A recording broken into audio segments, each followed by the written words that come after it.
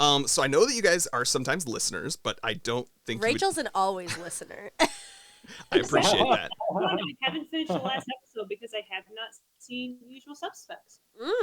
That is definitely, normally I would say it wouldn't necessarily matter, but that is a particular episode that is literally like one of the most spoilers are important movies that one could watch. So if you haven't watched it, stop here. And I was like, okay, pause. Yeah, it would ruin the movie for you. yeah. I mean, as we discussed, it's the whole thing.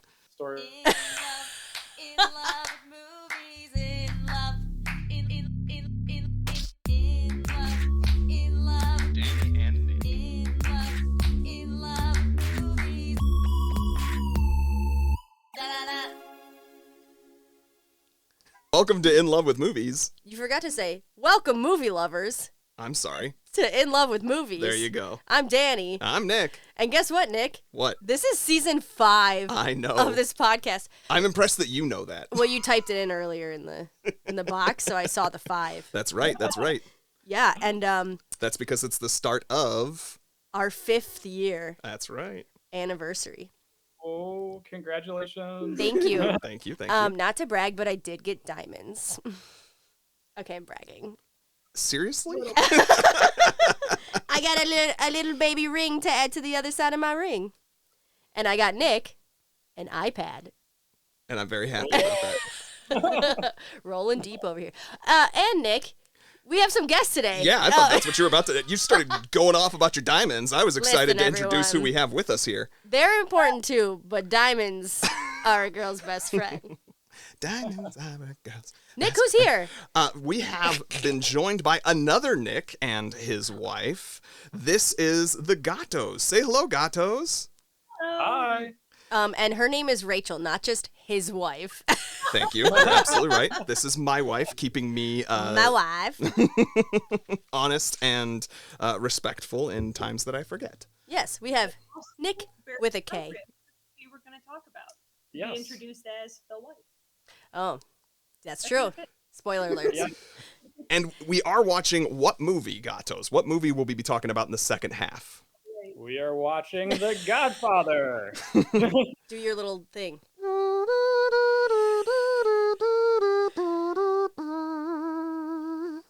Yay. Yeah, okay. So, The Godfather, not only is it the movie that these two picked, but it was the movie that we thought of because we recently got to see a baptism, much like in the movie The Godfather with the Gattos. Yes, of Baby Gatto. Baby Gatto. And so we brought the Gattos on We did. because we're going to talk about love. They're married. They like each other like a lot. They've been together a long time. Probably even more than us. I would say Maybe. I like you. I like you. Thank you. Aw, they like each other. And also, they just recently popped out a child. We did. Rachel did, yes. I was just claiming credit for what was already handed to me, so Discuss that later. I didn't start it. Uh-oh. Once again, we're starting fights with a couple dozen podcasts. Yikes. Argument. So, Gatos, do you want to just say who you are, where you come from, and tell us your whole life story? Sure. Probably not the whole life No. story. So I guess for the part that's relevant for this podcast. Right. How did you end up together and, have a child? Sure. Let me, I'm so good Go at the story. ahead. Okay, so picture it. It's August 2010, Fordham University in the Bronx. Back when we still watched DVDs. We met on the first day of class, and I had come from an all-girls high school, so I was like, boys. And then I was like, handsome boy. And then I had come from an all-boys high school. So you said, never mind. Sorry. Keep going. I come from an all-girls high school. Like you're doing that thing where like introducing each other at orientation, and I think we were next to each other and you introduced yourself and you're like, hi, I'm Nick and I play jazz and I'm from Philly, and I was like, hi. I know I said hi, and I think I said my name. I did not contribute much to the conversation. So then we were friends for a year and a half. The story's too long for this podcast. I did try to ask him out once, and I did not do it well. Being a group dinner with all our friends, it was very embarrassing. But after year and a half, went out on the first date, and then obviously there are many, many other dates. So we've been together since January 2012. Who asked who out on the first date? Well, she said she attempted the first Well, one. not that one didn't work. The real And first date. Asked me on the real first one, and I believe my response was some combination of like yes, no, maybe, I don't know why. And he still asked me out, which is impressive, I think, just perseverance. And then Christmas break happens. We didn't see each other for 3 weeks. So it was a long gap between the dates, but kept going out, did long distance for several years after college. I think that was 4 years. And then eventually I moved to Chicago, where you were already here in psychology program at Roosevelt, meeting the lovely Nick. And then by extension, we got to meet Dani. And then I moved out here, and then dating, and then engaged, married, baby. In that order. Yeah. I miss anything? No, that's our whole life story. I think the only thing I would note was that our first date was at Palumbo's. Palumbo's? It's a dessert place called Palumbo's. Oh. And it is in Little Italy on Arthur Avenue in New York, which has special relevance for this movie. Yep. I forgot that. That's right. I only just thought of it. I'm glad I did. It's in Palumbo. Because for our first date, we had cappuccinos and cannolis. Oh. Oh my goodness. Because if you guys couldn't tell, Nick's very Italian. Yes. Rachel, you're not so Italian, are you? Oh. No. No. Completely Scottish. Yes. Off the boat. And you would agree, I don't have any relatives who've ever pointed that fact out to you, right? And one specifically, but just to be clear, no one in my family has ever made any comment about you not being Italian, right? Going outside the group was totally fine. Listeners, for those of you who are not watching us on either YouTube or Spotify video, Rachel is about 6 shades of red I know. right now. And what kinds of comments are these? I am not of Italian descent. I may not bring the same. We never said anything like that. It's No, very but passive. I bring other things to the relationship, like Yes. a healthy appreciation for anger and whiskey, Yes. and Yes. a experience rooting for the underdog team in almost every sport. Okay. Give him 5 minutes. All right. Yeah. But you're both Catholic. Come from a Yeah, Catholic family. Yeah, Yes. so one side of my family is Catholic, the other side is Church of Scotland Protestant, but we were raised Catholic. My granddad and grandpa at one of our baptisms were heard to say that it was the same sport, different teams. I like that. Okay. You have Jesus, you have Mary, you have Joseph. It's like, it's also the same. So we were raised Catholic, and like you mentioned, we baptized our son Catholic as well. Nice. Which is also what happens to the Corleones. Because we're not on the movie part Okay, yet. I'm sorry. I'm excited to talk about it, okay? I will say, I'm thinking about your guys' wedding, and I do think there was a very nice mix of both cultures. It was in a very large Catholic church. There was Italian singing, right? Songs were in Italian. But then people were wearing kilts. Yes. All the Scottish men were wearing kilts. Yeah, and there were bagpipes, no? Yes, we had a bagpiper. Mm-hmm. Yep. I was going to say for the procession, I remember that specifically. Yeah, and then the reception itself was very fancy. It felt very Italian, you know? Did you guys get any envelopes that you just stuffed in a bag? I was going to say, I can't remember if you guys had the silk purse or not. Envelopes. Did you say no envelopes? Some cash. No, we got it. We got envelopes. Cash. I didn't have a fancy sack. Like, I didn't go around to people with a sack for it. Yeah. I feel like that this movie and Goodfellas, that's one of the things that stands out. Is like it's this Italian wedding tradition. Apparently, is having the sack. Yeah. We didn't see anyone come with an envelope and experience half the wedding and then go through and take out a 20 because they weren't fully satisfied. Don't actually see I haven't actually seen it. Dang I it. forget which one that is. If that's got, It's is that? in one of the It's movies. either Goodfellas, Godfather Part 2. I can't remember which one. I don't It know. happens in one of those. Maybe you have to be Italian American to pick up on it. You're like, oh yeah. I can't recall. I'm trying to remember, but I suppose it doesn't really matter all that terribly much. Yes. And so, your child's name is Anthony. That's a bit of an Italian name. What's his middle name? A little bit. Douglas. Douglas. Okay. Is that Scottish? Yes. I was going to say, that sounds awful Scottish to me. So that was intentional. So it was a literal blend of the two of you. Yes. We Mhm. didn't know what we were having. I know, like, not as common, but we wanted it to be a surprise. So if it was a boy, we had an Italian first name and a Scottish middle name.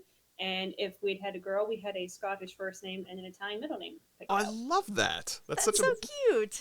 Next one. Mhm. I was just about to ask, do you plan to attempt for number 2? I didn't plan to, but you know.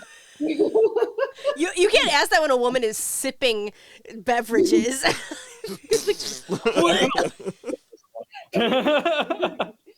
Yeah. No time soon, but if we are fortunate enough to have more, that would be lovely. Wow. Good for you for wanting to do pregnancy again. He is 5 months old. Oh, the pregnancy part was easy. It was a very easy pregnancy. Rude. That's nice for you. We love that for you. And I was like, oh, he'll be such an easy baby. I was like, oh man, they cry a lot more on the outside. Yeah.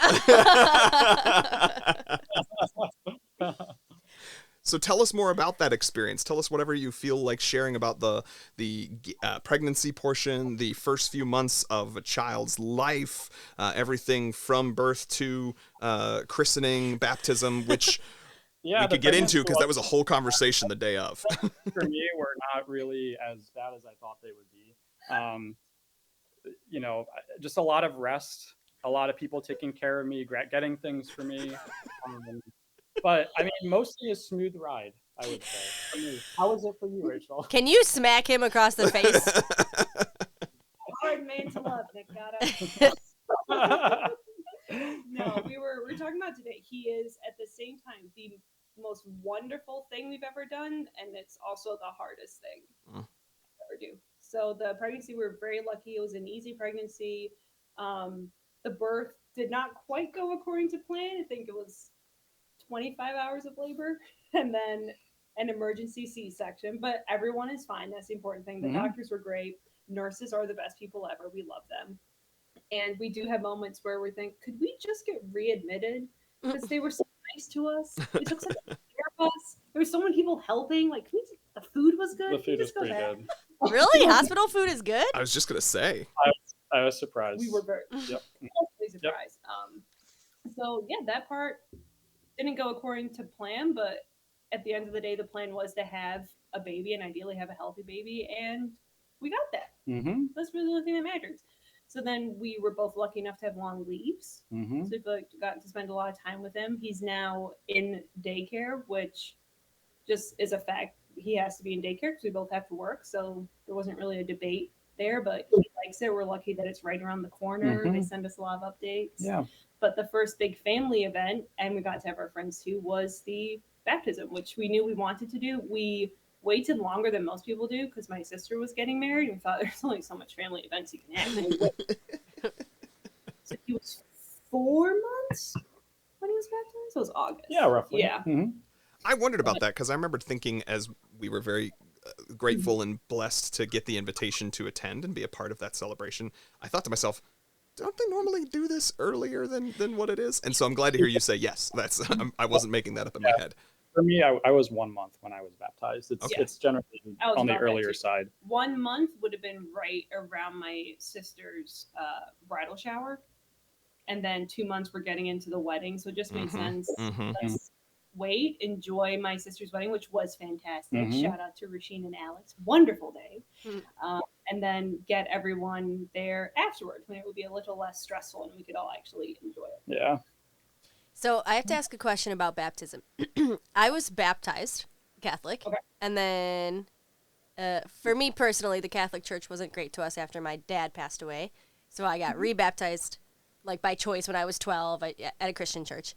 And That wasn't my question. So we were opening all the gifts. You guys were opening the gifts at the baptism, and every single person got you a religious item except for the jumpsuit we tended to get you.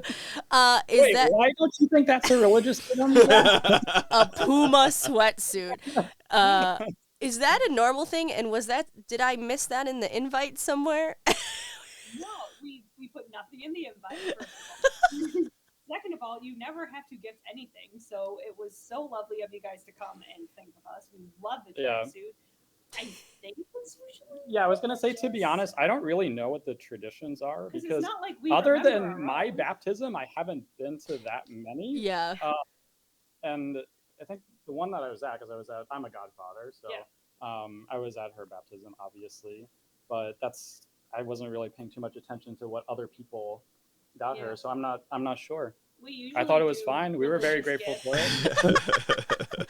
I just my face kept getting redder and redder as you were opening more and more, like crosses, baby's first Bible. No, it's okay. I think it's more people think of that because it's a religious thing, so they think. But I don't think there's any. And the religious gifts also came from the Catholic religious people. So it would be on their minds. Yeah. Okay, thank goodness. It wasn't some faux pas that we I know. I was committed. I messed up real bad here. We're gonna get a gold crucifix and to the end of the gold chain that's gonna go with the Puma suit, so it'll be all fine. And then when his teeth come in, get him some baby grills. No, just a single, just the one. One gold tooth. So next question, not about the baptism, but about being brand new parents. Do you feel like parenting has changed your relationship as a married couple? Yes. Interesting. Next question. Okay. No, what's most interesting is that apparently Nick doesn't necessarily agree.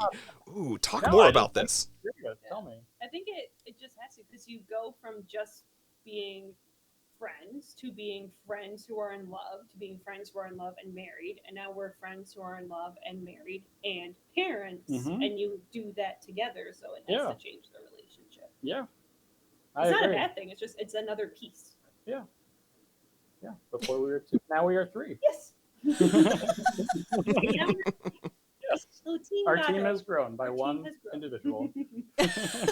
Do you think it has changed the way you relate to each other or the conversations you have? Well, it's definitely changed the conversation. You guys were talking about dirty diapers and sleep training 6 months ago? Basic bodily functions 9% of the time. We refer to each other as mom and dad because we want him to learn that eventually. So we're okay, Andy, it's okay. Dad's coming home now. But we don't call each other that because that'd be weird. Your name's still Nick. Yeah, I wouldn't call you mom. Here. Yeah. That is something some families do, like mom or mother. It always feels a little off to me personally, but yeah, I'm with you on that. Yes. So what we talk about, the music we listen to. But some things don't change. It's Twinkle, twinkle, wheels on the bus. It's still Eagle season. We're still watching football. # don't tell the pediatrician he's watching TV. And he loves football. Oh, I yeah? turned football on and I set him up on the couch and he starts leaning in For those listening, I am leaning in. So now hold up a second. That's something I didn't realize. Are you not supposed to let the child see a television that early? The American Academy of Pediatrics says something like they're not supposed to watch TV until they're 2. Now, from a scientific study-based perspective, it's not that TV is bad for you. It's that you could be doing something else that's better. So if they're watching TV, they're not doing tummy time, or you're not talking to them, or they're not learning to grab things and stuff like that. Okay, So, fair. Yeah, because they're awake for so little. He has a 2-hour wake window, and an hour of that is going to be taken up with feeding and diapers and burping. So he has an hour of learning time. So when we watch football, we just try to talk to him a lot. I explained extensively today, we're watching the Jaguars game because Dad has a survivor pool. Normally we don't care about the Jaguars have Doug Peterson, who led us to a Super Bowl victory. So we are very fond of him, but we're not as invested as him as we are when we're watching the Eagles. Yeah. Oh, and he was like, got it. Thanks, Mom. Yeah, he was like, ugh, and then he drooled. Well, you know, he is an Eagles fan. Whoa! Shots fired from the guy who has no care of any football team. And I'm a Bears fan, which I shouldn't say out loud, but here we are. I mean, the good thing is watching the Eagles is a very interactive experience. So there's no problem to keep him engaged, and he'll learn lots of new vocabulary. Like, you mother... Just kidding. Wait, Careful, it's a family podcast. this is a dumb question. Well, I love dumb questions. Only awake 2 hours a day? Only awake 2 hours. That's a what day. Rachel just said. She said his waking time is 2 hours. Or is it 2 hours of time per time? She means between naps. Oh. So like he might be awake for 8 to 10 hours, but you only get that in 2 hour chunks. Right, and there's a window there, but after 2 hours, so he wakes up after 2 hours, he starts to get overtired again, and he'll have to go down for a nap. Whoa. Is that the same for every baby? I mean, These are very dumb questions. Differences, and no, these are not dumb questions. And honestly, like he changes so rapidly, as all babies do. It's like every week I have to learn a new thing. But generally speaking, that's pretty true. So once they start sleeping through the night, or mostly sleeping through the night, then that's what the day looks like, where they have like 2 to 4 naps spread out, and then wake windows in between are like roughly 2 hours. Dang. And let me ask you this. Did you prepare? Did you do your research before? Because how do people know these things? So Rachel had 3 books, and in those books, in one of the books, there was a section for fathers. She had me read. I didn't read the whole book. I just read the little grayed out section, like for dads, like the dumbed down Cliff Notes version of whatever dads need to know. And then for that book and the other 2 books, she had Post-it notes for me and assigned me readings of which pages to read. So that's how I learned everything that I know, which is just a drop in the ocean of all the knowledge about our son. Do you feel like you learned a lot on the job as well? Yeah, very, very quickly. A lot in the first 24 hours and a lot in the next 48 hours and so on, and so forth. It was a lot of very, very active learning. And I remember like being in the hospital and it was just like around the clock. It would be like 3 a.m. and I think, okay, finally, like I can lie down. So I lie down and I rest. Maybe I can get in like an hour or 2. After 10 minutes, I'm woken up, like a nurse comes in and I'm learning how to swaddle him and like, oh, he pooped, got to change his diaper. That's a new thing I got to learn. So all of this stuff is happening very, very quickly in the first days. Dang. Do you feel like you've added skills since then, or is it kind of the same, like changing, feeding, sleeping?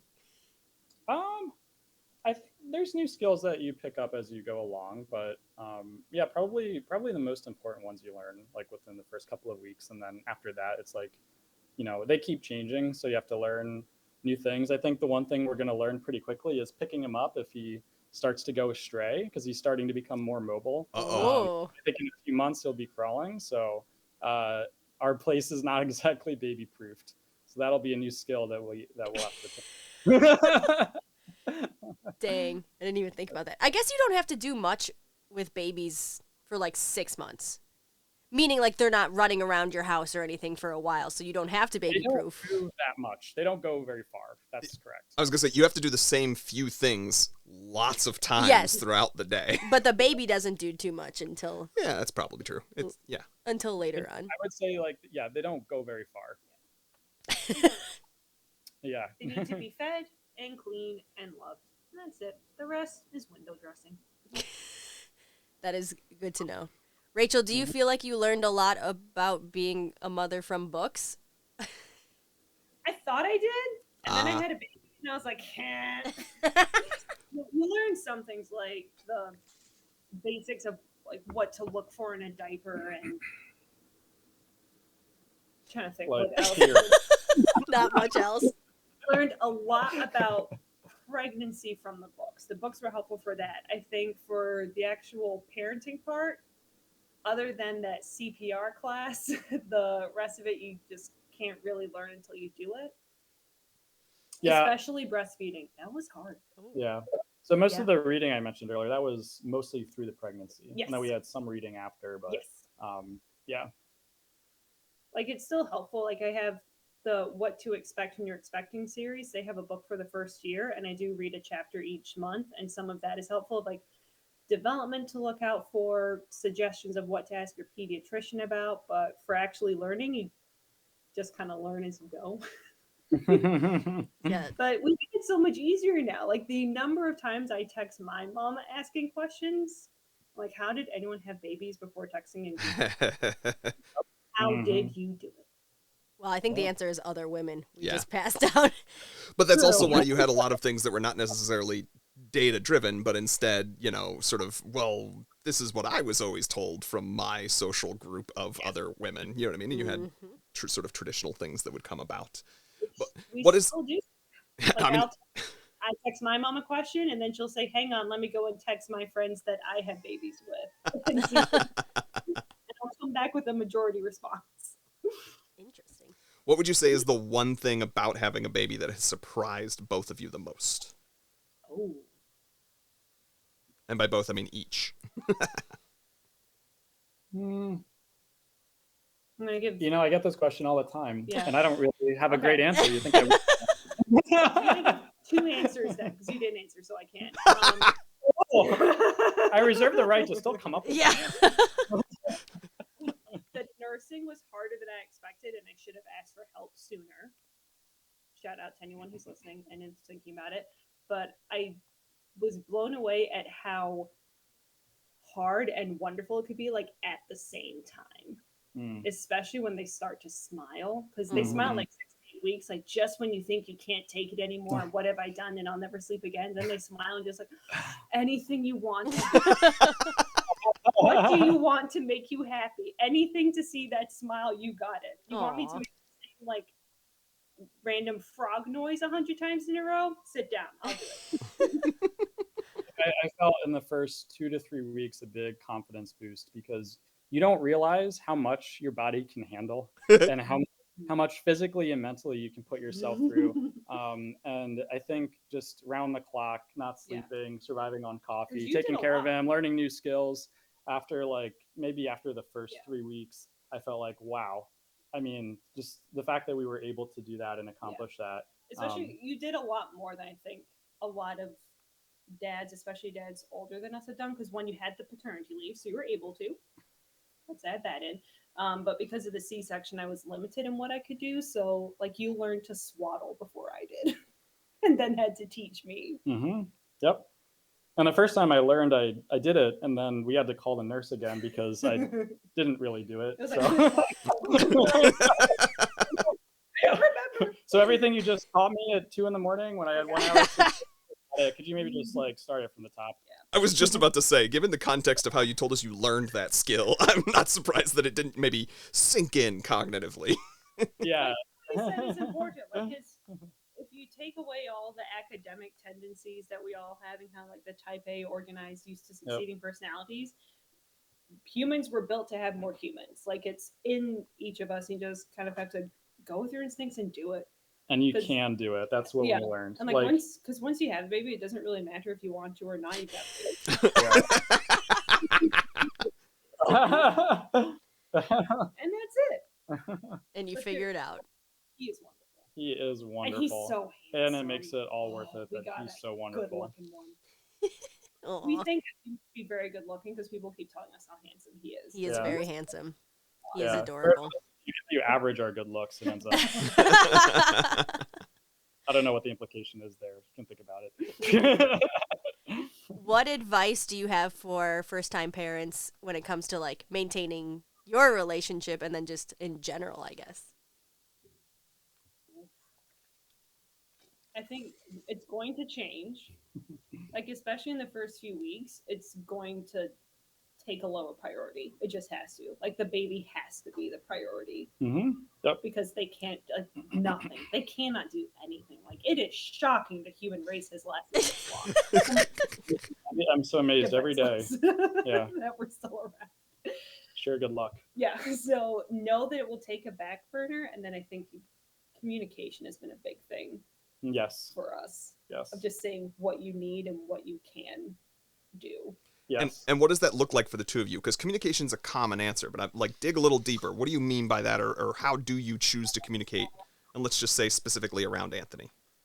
Well, I think the reminders app you set up. Yes. So we're used to being quite organized, and I like having a very tidy household and a very tidy kitchen, and it's harder to get And so everything do done. I. Yeah. For the record. I do too, but I don't think you would like lie in bed at night thinking, "Oh, why are there still dishes in this?"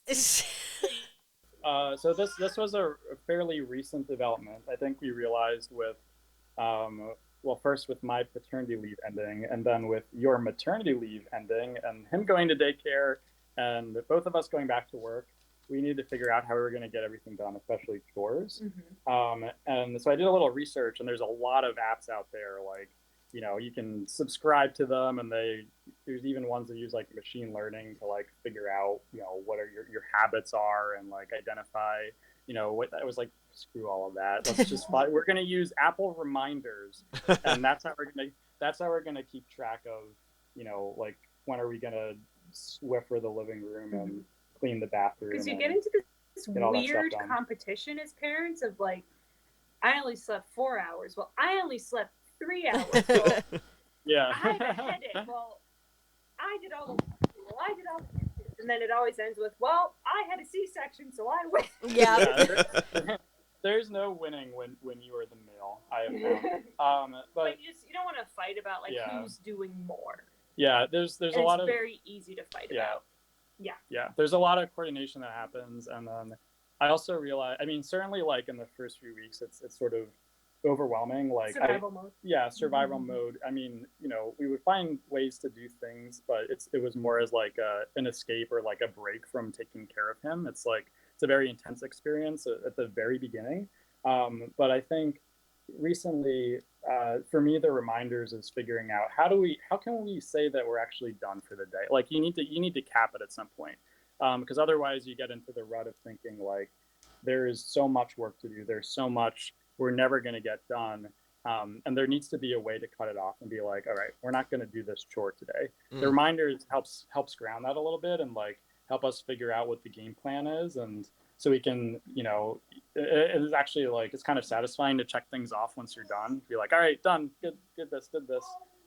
It's a good log of seeing what we need to do and making sure that we're on track and not, you know, feeling like it's a mountain that is ever growing. That's good to know. I feel like that's a general good point or good idea in terms of reminders, especially when you talk about making sure it doesn't become uninsurmountable, because at any point in anyone's life, there's always like more things that could be done. But I think the addition of a baby probably turns it into feeling like more of it needs to be done today. And you sort of realize like, nope, the nature of life has not necessarily changed. There's always more to do, and there will always be more to do tomorrow. Exactly. And it helps you keep tabs on things. So you know how often does this task really need to be done? And you just waste a lot of mental effort thinking like, you know, like, oh, like, should we clean the bathroom? Like, let's go check and see. Like, do you remember how long it's been? Like, how does it look dirty? You know, it eliminates some of the thinking that goes into that, because there's just so much more that needs to be done to take care of him and manage our lives. I sort of wanted to outsource some of the thinking for all of the little things. Sure. There's just not time for it anymore. You lost all your brain power. Makes complete sense to me. Lost all your brain power is something that definitely resonates with me. I don't know about you, but I will say if you get to the point of you're fighting about who's more tired, then you just have to stop the conversation. Yeah. Everyone is tired. I definitely feel that my brain is atrophied since we've I feel dumber for sure. We're not as good at Jeopardy. We are not as what I was going to bring up. Like, I don't know. I mean, not to brag, but I felt like the weeks leading up to his birth, we'd be watching Jeopardy, and like it's just like lightning round. Like sometimes if I'm on a streak, like I get the whole category, feeling really good, super fast, and then we'd sort of like belittle the contestants. We're like, come on, you didn't know that. Now we watch Jeopardy, and like I'll answer like 10 seconds later and like not even realize we moved on to a different like Monaco. Oh, we moved on. Too late. Wow. Things to look forward to. Fun stuff. Yeah. It is wonderful. It really is wonderful. Yeah, it's the best thing we've ever done. Yeah. Aw. All the positives vastly outweigh the negatives. Aw. That is good to know. Well, now that we have our connection back, before we move on to talking about the movie for the day, is there anything else that either of you feels you just kind of like burning had to share your pearls of wisdom about maintaining a healthy marriage or relationship generally or specifically with a kid? Pearls of wisdom. I think for Yeah. post baby, you just have to know it won't be the same, but that's not a bad thing. Yeah. Okay. So just knowing your Yeah. relationship will be different, but that's okay. Yeah. Yeah. And you can still be in a relationship. Like, we still watch movies. Yeah. We still watch TV. You're still going to do all the things that you did before. You just might need to fit in more other things, do them a little less, Yeah. do them in a different way. Like, it took 2 nights to watch The Godfather. Yeah. And some things might be, if not entirely on pause, just a lot harder to do for a while. But I think the most important thing is to remember that you're still the same person. Your relationships and your experience as a family will just help to enrich who you already are. I like that. I like that a lot. That's cute advice. Adorable. Well, Nick, should we tell people why we're talking to these people? Well, other than they're our friends and they like The Godfather? I was going to say because they're awesome and because they recently baptized a kid. What's the difference? I don't understand. Well, also, we're starting season 5 with new parents because da-da-da-da, she preggers! Yay! So for all 23 of our listeners who don't already know, I will say that for those of you who are listening and are like, oh no, it's going to only be about pregnancy, we will probably have more of those conversations just because it will be part of our lives. But as the Gattos are articulating, you still have a relationship that just exists outside of that. So I think it is worth noting that I hope you will not turn us off just because you're worried that we will only ever be talking about kids, pregnancy, etc. I promise that will not be the case because we won't only have parents on. But yes, it is in fact our big news that will be coming. We will have a new movie lover joining us in March of 2024. correct. And we're not going to talk about pregnancy that much because, spoiler alert, I hate it. Unlike Rachel, I am not having a good time. Indeed. All right. But so with that, With our exciting news and the bile in my throat. and that will be replacing our love notes section for this particular episode.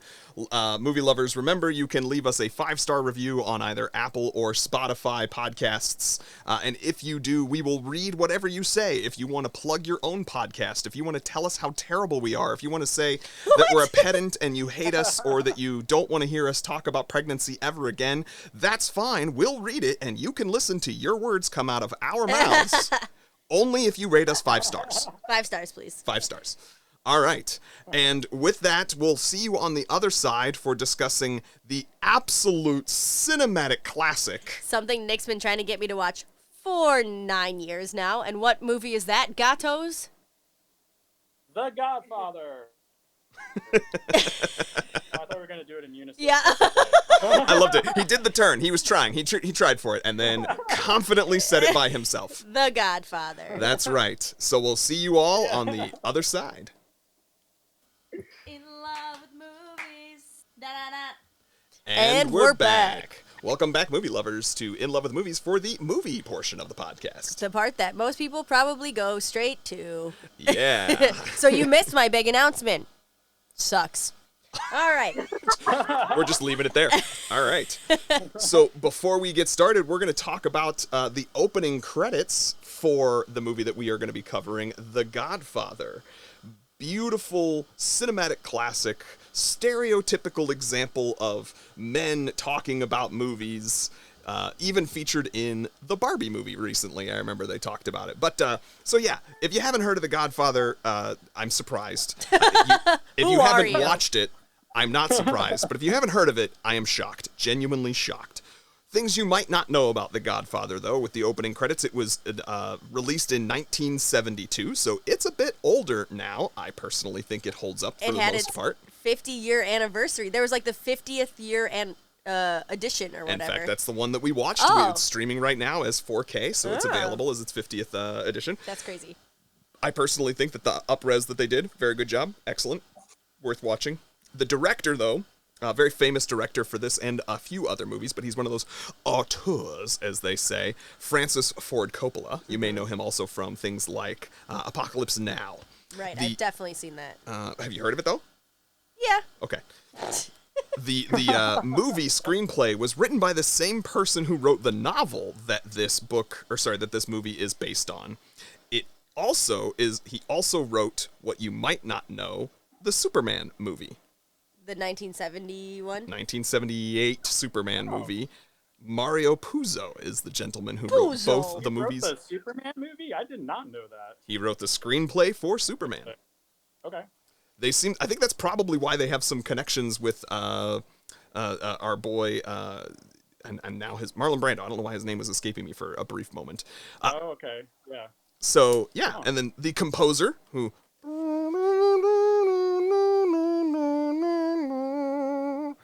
is Nino Rota. Nino Rota. Very, very Italian name. They said only Italians work on this film. I do think, if I've heard correctly, and Nick, you may be able to correct me, that is actually a traditional wedding song that he sort of just rearranged, that the music was not really original for that particular song. I believe it originated somewhere before, but I'm not sure on that. Okay. But I don't think this is the first instance of it, yeah. It was sort of his arrangement, but it's not like he can claim credit necessarily for having really put those notes together for the first time ever. Yeah. Okay. We'll agree with that. We'll go with that, Sure. So, Don Vito, the Don, the Godfather from the very beginning of this movie, is played by Marlon Brando. Marlon Brando is a very famous actor, somebody who made method acting famous. You may also know him from Apocalypse Now, Superman the movie. He plays Jor-El, Superman's dad. If you've seen On the Waterfront, that's one of his more classic movies. It's a black and white film.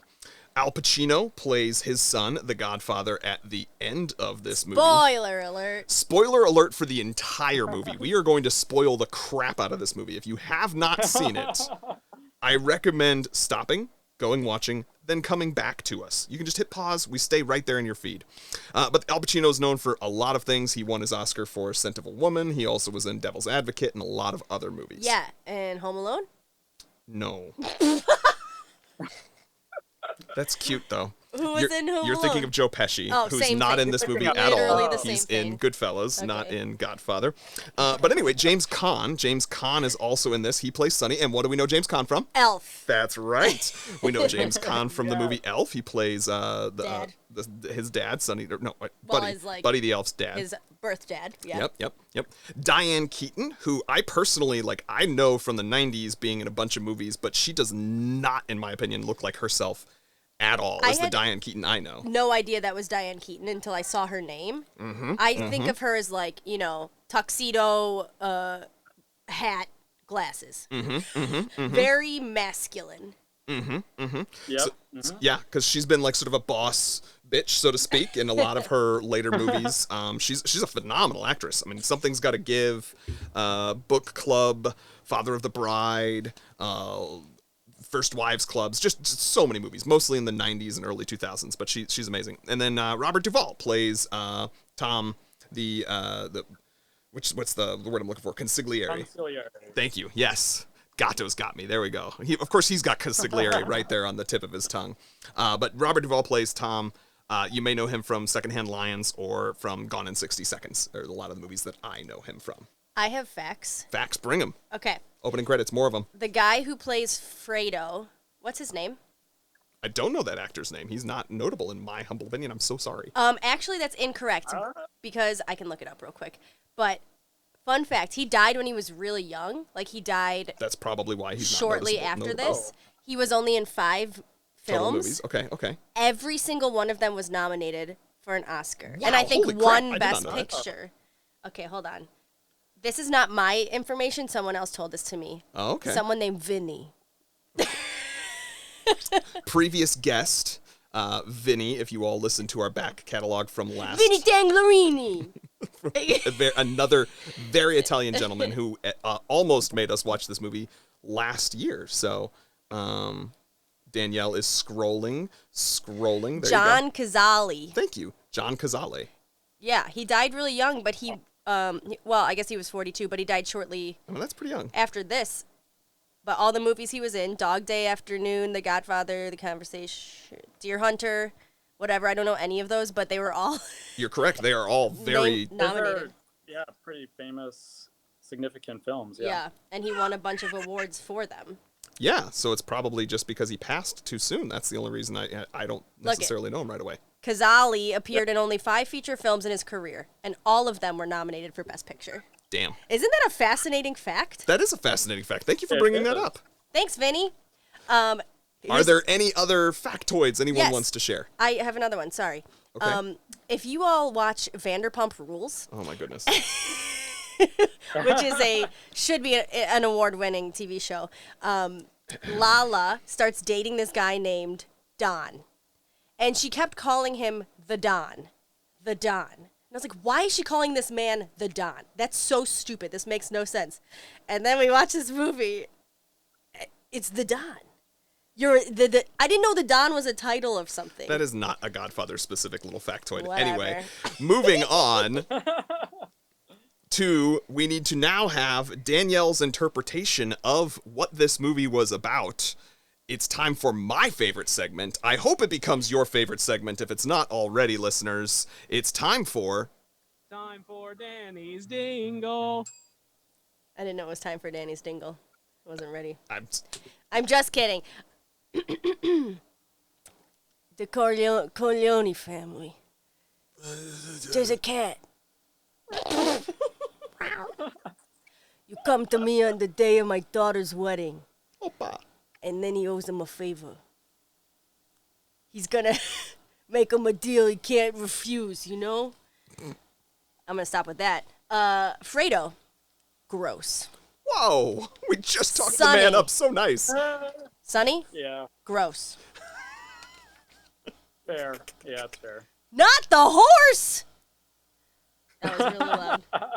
Drugs. Drugs everywhere. We're trying to break into the drug industry. The Godfather's killed only 30 minutes into this film. that you genuinely were surprised by. That was fun. Then there's more drugs. Michael says, no, not in the family business. But things happen. Michael's in the family business. Sonny is a dum-dum. I'm just reading my notes over here. If this is the stuff you remember about this movie, it's going to be a very interesting conversation. The war must end.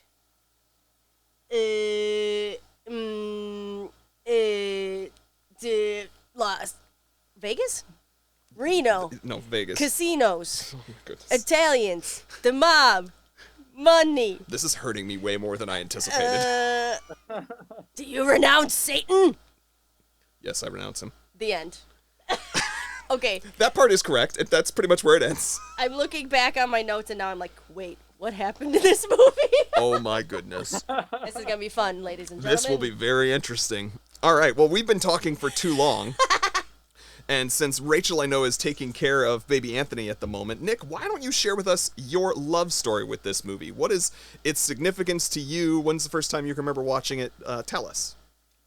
Sure. So this is a movie that I saw at a fairly early age. It was probably the first R-rated movie that I saw. Okay. R-rated movies are not things that in our household we watched when we were very little. So I probably saw it like late middle school or early high school, and I watched it with my dad. And we watched it on television, so I also didn't really get the full R-rated experience the first time around. But it's I mean, coming from a very Italian-American family, it is an important film for me and for my family. And it's very interesting to think about the places where I feel that our culture overlaps and the areas where it doesn't. Maybe, I don't know if you have any backstory prior to us watching it together. Okay, so maybe if you want to talk about like So when we watched it for the first love time. story is it was shortly after we started dating, and somehow it just came up in conversation. And I said, "Oh, I've never seen The Godfather." Nick was like, "No, you're gonna have to watch it." So when it first started, I got so nostalgic. So I was like, "Oh, take me back to college in a dorm room with like burgers and shakes, watching this movie." So, but I grew up watching a ton of movies with my dad. A lot of like I think guy movies, like The Rock is one of my favorite movies. Not a typical girl movie. So I really, really enjoy The Godfather, and every time I watch it, I've enjoyed it. But I also wanted to throw in a comment on Danny's dingle. I had written on my first page of notes, Fredo is a creepy drunk. Thank you. He's nasty. Your assessment is correct. Thank you so much. I know that was a poor dingle, but at least I got it right. I mean, nothing you said was wrong, like inaccurate. It just didn't tell the story. Nick, what is your... Oh, you want me to tell my love story? Yeah, I'll let you go. Yeah, I just saw it the other day for the first time. But I will say, Nick has asked me... He did the same thing you did, Nick, when he was like, you haven't seen The Godfather? That's not okay. But I made him wait 9 years until I actually watched it. Because for some reason, and we'll get into this, I was like really, really terrified. In my head, I was like, this is the most violent film that's ever existed. I don't think I can do it. I know it's super long, and I hate darkness and violence. There's like 2 or 3 violent moments, which are not even that violent by modern Yeah. standards. By modern standards, it's really not. No, not at all. But in my head, it was like this horrible, awful, very bad movie that I just couldn't watch. And yeah, so I'm glad that you guys brought it to my attention because, should I do a spoiler alert? I love this movie. Which is so funny to me that you can't remember so many things, but you left that movie being like, oh That's my a God, good that was so movie. good. Yeah. Yep. Oh, I'm so happy. So I'm also very interested to hear why. I can't remember if you guys said that, if this was on a part that'll be recorded or not, but you guys were saying you had to watch it over 2 nights. When we sat down to watch this a couple of weeks ago, I said, it's okay if we have to watch it over 2 nights. And I even said to myself, either right after he comes back from or right before he leaves for Italy, that'll be when we'll cut it. And it makes sense because you could almost, I think that's where the intermission used to be on the VHS back in the day. But yeah, we just, both of us got enthralled, and Danielle especially was so enthralled that it surprised me. We stuck to it, and we're both glued to the TV, so we watched it all in one sitting. Yeah. So I'm impressed and not surprised to hear, Nick, for you, that it was kind of like your Star Wars. For me, if Danielle had not seen Star Wars, it would have been something we had to watch immediately, essentially. We did watch it immediately. Well, yeah. So this is a big movie for me, and it's been on the list for Danielle since our first month of dating, I would just about guarantee. But this is actually the first time I've watched it in almost 10 years as well. Because of me. Partially because of you, but I was going to say part of the reason I did not push it as hard when we first were dating, this is also a movie that I think for a lot of people it's the same story. It's very much one I identify with my father. It is the first movie I can remember watching with him because my dad was not necessarily much of a movie guy, and he did not come hang out with us in the living room when we would watch movies as me, my brother, and my mom. This is one he, I can't remember if he suggested it or we were watching it for other reasons. Long story short, he actually came and sat for the entire duration of the movie. That's the first time I can remember that happening. Aww. And it was, so early in my life that I think it was pre-junior high even. It was real young. Anyway, it was also the last movie that I ever watched with him. So while my dad was in hospice care on the last day of his life on this earth, it was my dad and I watching The Godfather. Aww. Just me and him alone in a room, because I had brought it because I wanted to spend time with him, so that's what we did. And that's more or less the last thing that I ever did with my dad, because a few hours later, my grandmother passed. I was then with my mom for that, and then I went back to my dad, and he passed, within hours of my grandmother. So it was a very powerful day for me, and that would have happened within a year of you and I meeting each other. So I was probably still a little emotionally raw that I didn't have this need to run and go watch that movie again. And yeah, this is probably one of the first times I've told that story where I don't literally cry and weep. So that's my love story with this movie. I've got a lot of connection, deep connection, very much attached to my dad for me. Growing up, he would, but well before I'd even seen this movie, he would give all these quotes from Godfather 1 and Godfather 2. You know, he'd talk about going to the mattresses, or he would talk about, Swimming you know, with the keep your fishes. friends close and your enemies closer. He would say, you know, so-and-so sleeping with the fishes. Sleeping with the fish. All of those were like sort of idioms that I had in my household growing up, and did not understand them until I watched The Godfather years later. So that's why there's lots tied to it with me. But this movie is something that normally when I watch a movie that I get into, I stop taking notes. The funny thing to me when I was watching this movie is, yes, I felt so enveloped by it, but also was struck by so many things just about the movie itself, or whether it was memories that were stirring. I have so many notes, as I know you two do as well, because Me I was too. like, just so much is good about this movie. It's such a good movie. It's actually, we have a poster over here that's the 100 movies of all time or something. 100 movie bucket list. Oh, And we it's have a obviously very on the list. Yeah. You guys have it? Yeah, Yeah. we may have the same exact one, honestly. Yeah, it's like a scratch off. Yeah. movie. We also have that one.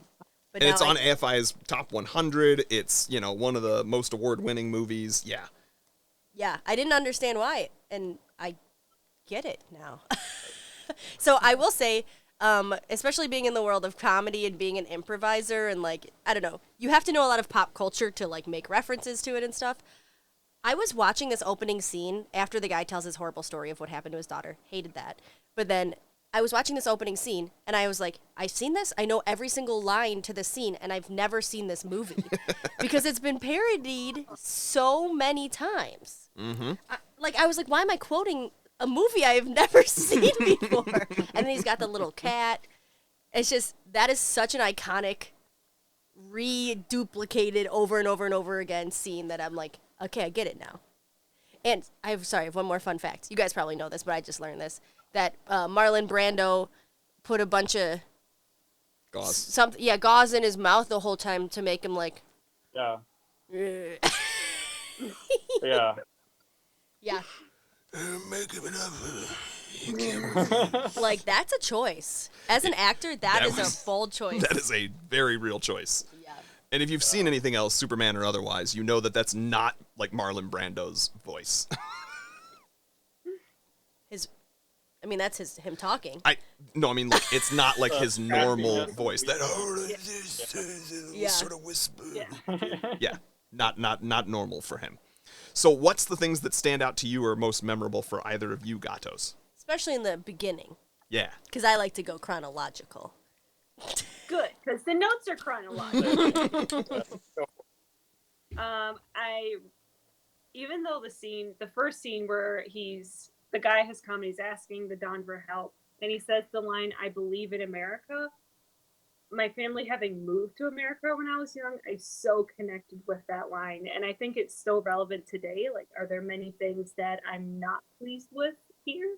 Sure, but I think that can be said for any country, but we certainly, no one in my family would have the lives we have today, or the opportunities, or the, husband and baby had we moved to America when I was younger. So I've become very nostalgic since having a baby. So I got all nostalgic over that line. I love that. So I still do.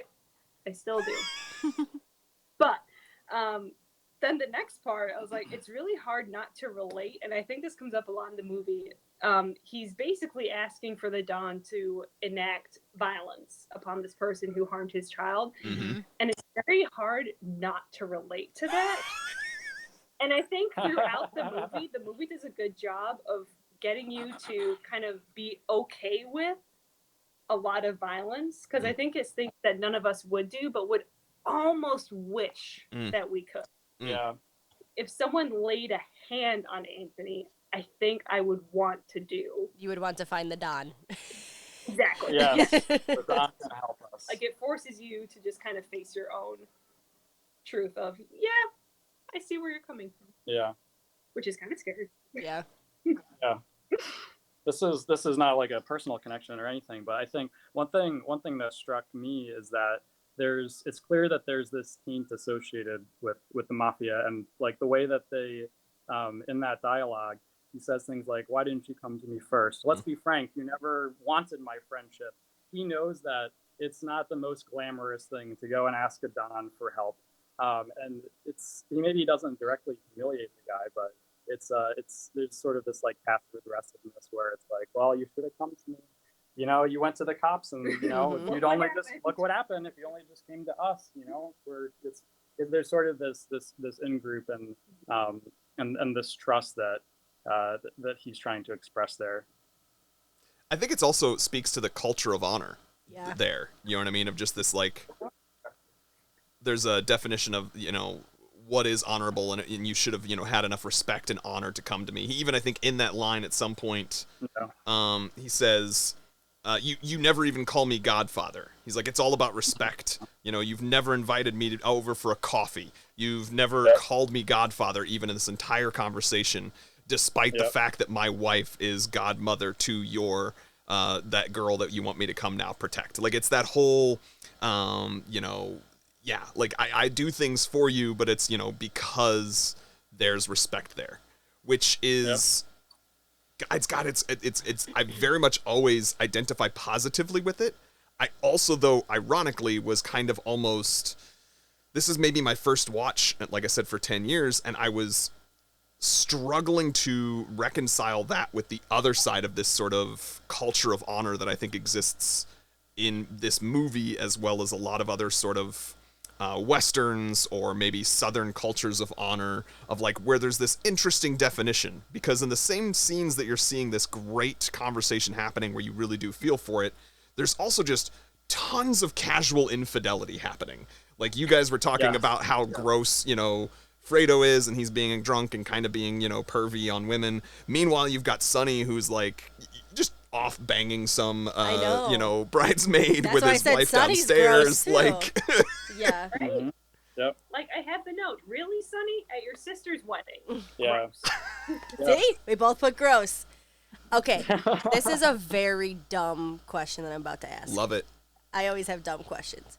But is this okay, it's gonna sound so stupid.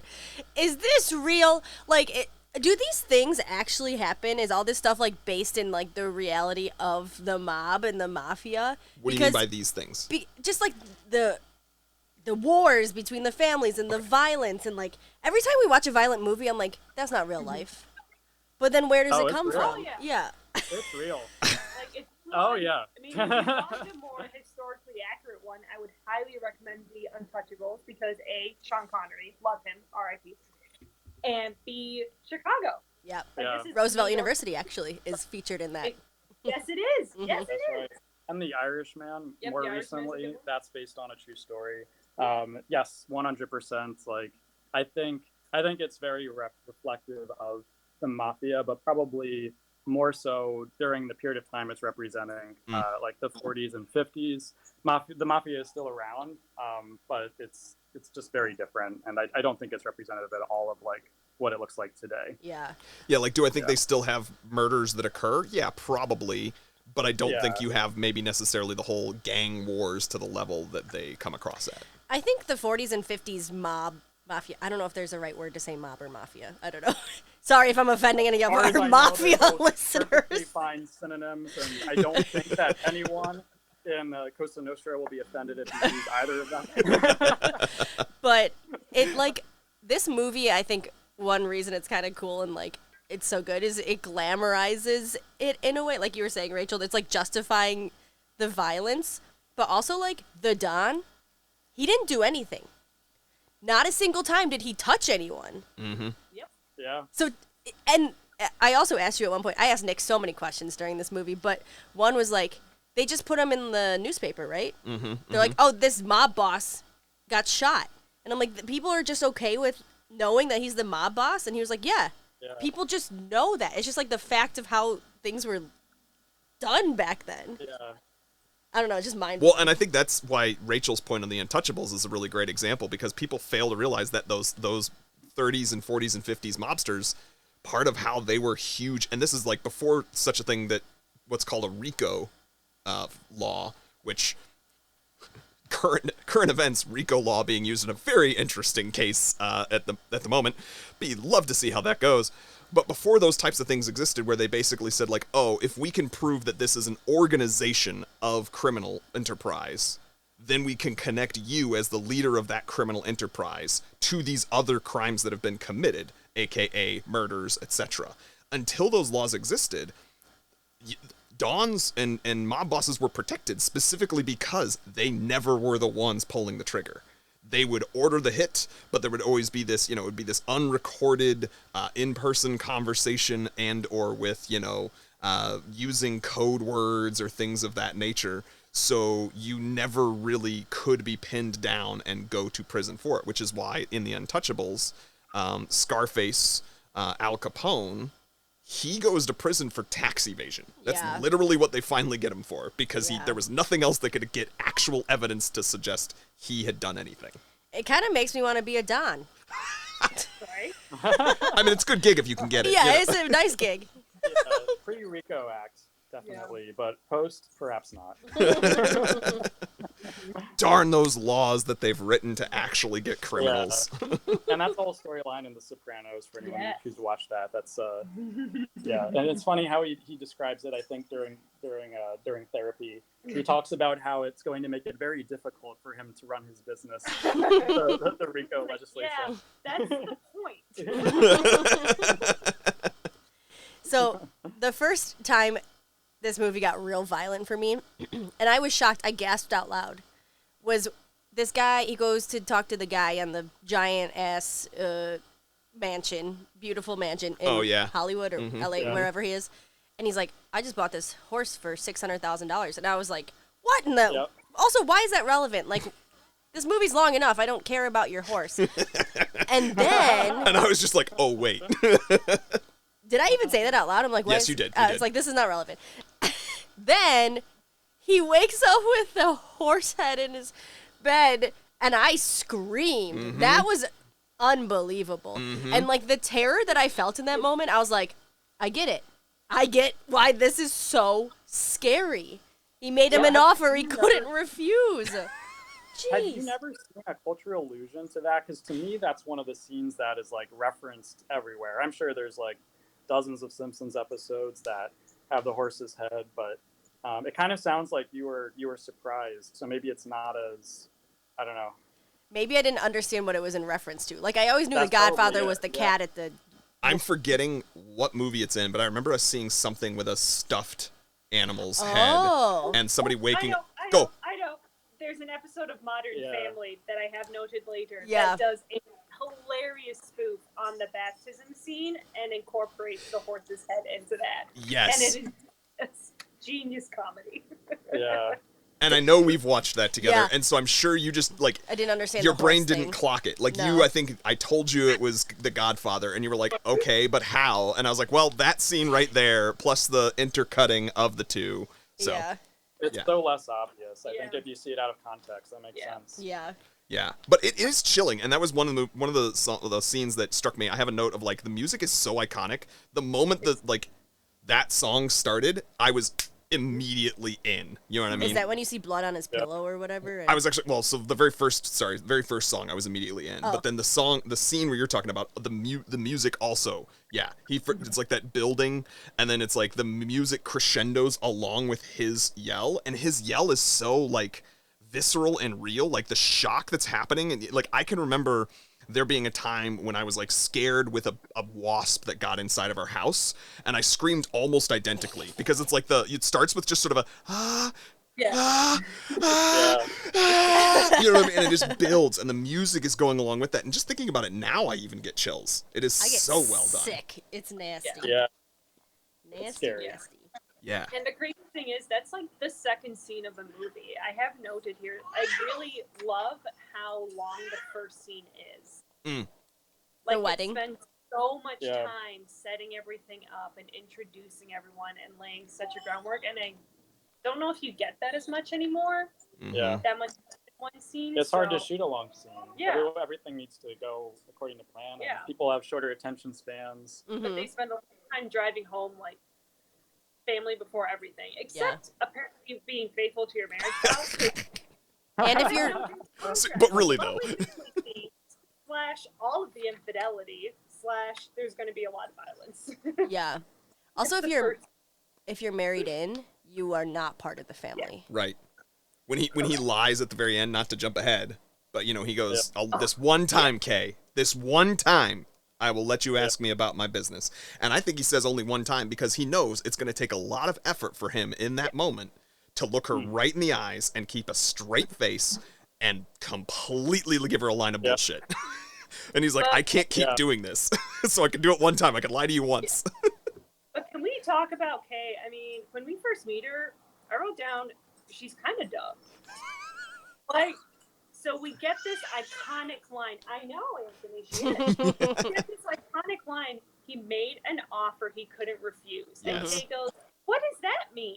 What do you think like, throughout the movie, she's portrayed as someone who at no point does she understand what she's getting into. Right. For the whole movie. As a character, I don't think she ever actually grows in the movie. Yeah. And maybe comically so, but she kind of represents people on the outside. Yeah. Like the people reading about the mob in the newspaper and wondering like, oh, is this for real? And like, does this really go on? No. It's like in my backyard? No, it's not real. She's an other, she's an outsider, but she does come off as like very naive. And I don't know if that's like a satire of the average person and their experience of it, which is very much on the periphery. But then at the end of the movie, like you said, when she's asking a question she doesn't actually want to know the answer to. It's not a good move. So I also always forget that it's Diane Keaton in this film.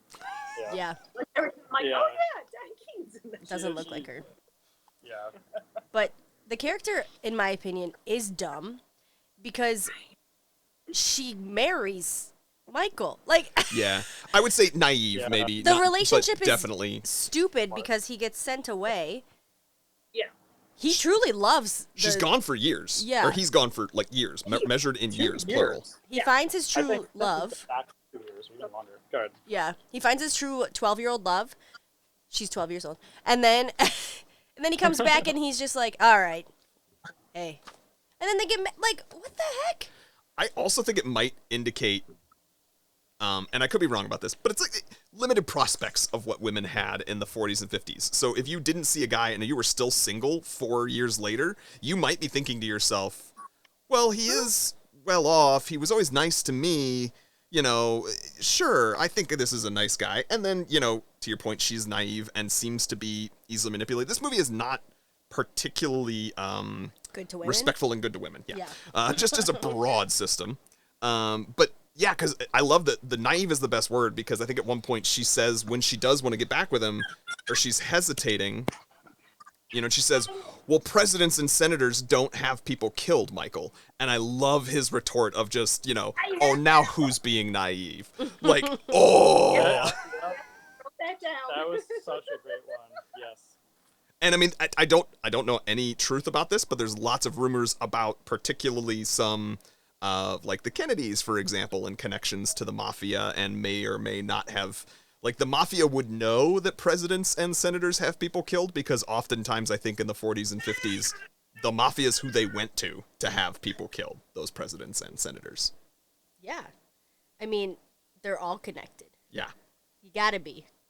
It's all the power. If you're watching Justified, the new season, it's still happening, just in a different way. Justified City Primeval. So, my next note was, I cannot believe they killed the Godfather so early. I was, like, shook when he got shot. I had no idea that was going to happen. Obviously, he didn't die, but, like, it took me a long time. I have to know, like, he needs better security. They were kind of slow on the uptake. Like, his bodyguards, very slow to react. Yeah. But then his bodyguard gets killed, right? And he says, leave the gun, take the cannoli. Well, they kill that bodyguard because that bodyguard was not there that day, and they put two and two together that he must have been in on it. Because he's never been sick in the, 4 years that he's worked for them, and his only one sick day that he calls in for was the day that the hit happened. That's what That's what that whole thing was about. That whole sequence was. I thought he was genuinely sick. I was like, poor guy. No, yeah, and that's Paulie. Yes, Paulie. Yep. And you know what his last name is in the book? It's not mentioned in the movie. Cannoli? Tell me it's Gatto. His last name is Gatto. Yes! Paulie Gatto. I love that. Yes. I'm not the proudest of that, but I am very proud that her name is in Mario Puzo's classic. I think pretty awesome. There's an Anthony in the movie, too, I believe. There's got to be at least one. Yes. Yeah, there's an Anthony. There's definitely an Anthony. Actually, I think Anthony might be the name of. Is Anthony His the name of the son. child that Is he? he the one at the end? The He's their kid. yeah. It's Yeah. Michael's son. Yeah, he's Yes. literally the one getting baptized. Yep, Yeah. that's what I thought. And I turned to you and I was like, No. hang Wait, on. redacted. Fact check. I thought he was a child though. No, it's the one he's playing with. In The one he's playing with in in the the. In the orange grove. Yeah. Oh, the one I who can't sees. remember what his name is, but yes. So it's the older. Anthony is the one when the Don dies. Yeah, Yes. his first kid. So the first kid, Mhm. but it's like the second or third kid that you actually see getting baptized in the scene where Michael Corleone becomes the Godfather. And I loved, that was one of my early things, the bookends of this, because you were saying, I'm so surprised that the Godfather, the namesake of the movie, dies within 30 minutes. But it's because it is not the story of just the one Godfather. It is the story of both, each. And you've got it starts with the first Don, and by the end of it, it is him becoming the Godfather, both sort of in the act of taking care of business and wiping out all of his betrayers and or his competition, and simultaneously becoming the literal Godfather to his godchild. I just chef's kiss. I did turn to Nick at one point though, and I said, "Do you think the Gattos named their child Anthony because of this movie?" Nope. No, because really we couldn't get the characters right, so I think. Yeah. I was gonna say. Okay, That's confirmed a very not. poor origin story. Sorry, I'm going through all my notes because there are so many notes. I was gonna say other thoughts. How about I Gattos? had a note shortly after the Don gets shot, they're all in a kitchen, and I said, this movie has a lot of toxic masculinity, but the men are cooking, so that's nice. Yeah, they were making pasta sauce or whatever he was making. Yeah. He's like, come here, let me show you how to do this. Someday you might have to do it for a ton I of wrote people. this down actually, Rachel. He said, "I'll learn you something." I just really liked the way he said, "Let me learn you something." That my stepdad used to say that. Instead of "I'll teach you something," "I'll learn you something." By the way, my stepdad, I don't think ex-stepdad, he'll probably never listen to this. He was very Italian and actually used to be a money runner for his uncle who was in the mob back in the day. Yep. Yeah. His last name is redacted. I was gonna say, you don't gotta share the last name. It's There's very Italian. There's literally no reason to share It's the one last of those name. names where you're like, I can say it with the hand gesture. Now I'm Yeah. only speaking in Italian. Italian accent. Yeah, but I noted the toxic masculinity as well, Rachel. And I think it ties back to the complex feelings around this culture of honor, but also simultaneously sort of so you've got the gonna defend a woman, you've got the gonna defend my child, my sister. Sonny beats the crap out of him for having touched his sister in ways that I have fantasized personally about going and tracking men who beat women and revisiting that on them tenfold. Yikes. I recognize that's not necessarily the most healthy way to cope with things. And that's why you watch these movies. And now I instead, get to live that fantasy that way. But it's just funny to me because you've got that from Sonny about you would hurt or disrespect my sister in this way. And then simultaneously, we know Sonny is carrying on an entire relationship with, a bridesmaid. Or I have a note here of at one point the Don slaps someone around for crying, and he's like, act like a man, and he's shaking him, and I was like, ooh, that is very dated. I think that's Johnny Fontaine, right? Yes. Oh, yeah, Johnny Fontaine. The godson. He is the godson. Yeah, No, his it's true godson. about me though. I have to note, Sonny is such a hothead in this whole movie, which makes him a terrible Don. Mm-hmm. And in the heat of the moment, it makes him a good brother, but it's what gets him killed as well. Right. Yeah. So Yeah, on a personal level, it's I positive. hate that scene. I know. Oh, he yeah, jumps up it's, for her it's head. devastating. So many other I notes. know. Well, the next thing I have basically is that the one Irishman in the movie is a bad cop. Not entirely true. Oh, Tom Hagen. Tom Hagen is Irish, they say. Technically. The Oh, adopted yes, I son forgot that Tom consigliere. Higgins. Okay, but, he's good. We like him. yes. But the cop, what's his Yeah. name? Yeah, the cop is bad. The cop who stayed Irish and wasn't adopted by an Italian family, basically. His name is Captain McCluskey, I believe. Yes. Yeah. I can't read my McCluskey over here. My handwriting is much clearer, and it says McCluskey. Yeah. He's nasty.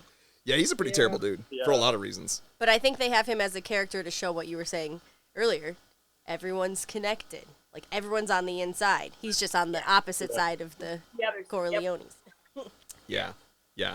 Speaking of McCluskey, I have one note that I don't know if you'll have the answer to this, but it ate away at me, and I remember thinking about it at other previous viewings. There are multiple scenes where they choose to speak Italian, and they give you the subtitles. But in the diner scene, before Michael kills McCluskey and the Turk, the Turk and Michael start speaking Italian to each other, and they don't give you subtitles. But there's like some very real conversation happening. I'm curious, do you all know why, and do you know kind of what was said? I wrote some notes down. I was able to pick up some of the Italian. I did note that from what I heard, nothing was said that we wouldn't already know. Okay. So I don't think we missed any important plot details. Let me see if I can find it in my notes here. But he's essentially rehashing what the conversation is about. So I think as a viewer, the reason they don't do the subtitles is it's supposed to show that there's this like in group for the Italians. Like we're going to talk about stuff that we don't want McCluskey to hear. Like in that moment, the audience is an outsider as much as McCluskey is an outsider. And it creates tension of like, what's happening? Okay, I like this. I like this. No, I think that I'm not real up and up on filmmaking as much as you are, but like I noted that too, that they didn't have subtitles in that only one moment, and I was like, this is a choice. A choice, yeah. You're like, this has to be intentional. Yeah. Like the layers of who you trust in this movie, like it's family first, and then there's kind of the Italian American circle, and then there's everybody else. That's how I do it. That makes sense. I like that. Okay. Yeah. Yeah. But even before that scene, I think there's the cool scene where Michael like sets up that whole meeting. And you get the contrast of the three different ways they want to run it. Like Sonny's a hothead. And then we have Tommy who wants to be like the calm lawyer. And then Michael, I think, is the most realistic. And I wrote down Sonny's a hothead, and also nepotism is not good for business. But really, though, has to be in charge, and it's like, no, this is not a good candidate. You should interview outside of family. But I think it's cool how Michael kind of puts himself in charge by just dictating what's going to happen. Like he sits down, he's very calm, and he just says what's going to happen. And for all of Sonny's running around and yelling, Michael still calls the shots. And then he gets made fun of for being a college boy. And just the contrast between the two is so strong in that scene. Yeah. I think this was the scene when I turned to you and I said, wait a second. Michael's the Godfather. I'm an idiot, obviously. and I think I paused and I was like, wait, you didn't realize Al Pacino was going to be the Godfather? No, I did not. But I wrote, Michael did it. After he did it, I was like, this the guy. Yep. And then Sonny died. Yep. Which I agree with you, Rachel. That is, aside from the horse, that is the most gruesome scene. I hate it. It's really rough. Yeah. There's one more really bad scene where Luca gets his hands stabbed and then he gets killed. Luca's death scene is... I always kind of cringe a little bit when that happens. Yeah. I covered my eyes. This pivotal moment where, like you said, Al Pacino becomes the Godfather, but I love what they do where they say, come out of the bathroom guns blazing. And he doesn't do it. He just comes out very calmly. For like a split second, the first time I watched it, I thought, oh, he's not going to do it. He's going to like reject his violence and be his true self. And oh no, he did it. He did it. Okay. He did it. I have a note. What is the point of the middle brother? Why does Fredo exist? You will have to watch part 2 in order to get more of that information. Oh, okay. He's irrelevant. Oh, that's... He has more of a role in part 2. And other than that, like, I mean, I will say even his role in part 2 is kind of what you see a little bit of in this, which is, the forgotten middle brother. Not great. Nice. Yeah. So Michael does it. And then he goes to Italy. They say, you got to be protected, man. I thought, so I made note of some of the different things of like clearly the sort of relationship that's happening there, where like a connection back in Sicily of some other Don is the person who's protecting him. But then the other thing that really stood out to me on this viewing is the stark contrast of the courtship for his Italian 12-year-old bride versus the courtship of Kay, both before and after he goes to Italy. Like, because he's clearly, like, just out shopping with her. He brings her to a wedding. It's kind of like, you know, you just choose to be with her at any time you want. He's showing up to the wedding with her, so clearly they've been alone. Versus in Italy, it's like this, again, uber respectful thing. He clearly never actually has a conversation with her alone until they are married. Yeah. Because they are being chaperoned. You know, it's all about him basically, you know, talking to the father instead. He doesn't know her name. He literally asks, "What is her name?" Yeah. In the same conversation that he then says, I wish to marry her. Yes! I did love the line delivery, though, where that whole bit is kind of unraveling, and he's, you know, the father is clearly very upset, and the one guy is translating for him, and, you know, I love that pause where he's like, you know, she could lose a father instead of gaining a husband. And, like, even the pause that happens from the guy translating, who's just like, wait, hold on, are you sure you want me to, I heard you correctly? Because even he's surprised that somebody would just go ahead and propose after having literally seen someone for, like, 45 seconds.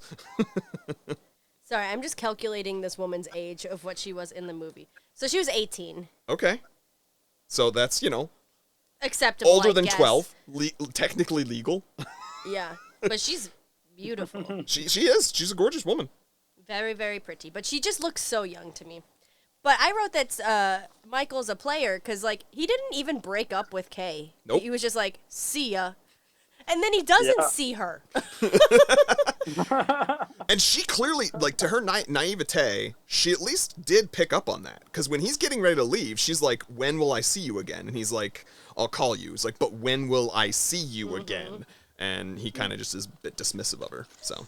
But I feel bad because I think he truly does love what's her name? Apollonia. Abalone.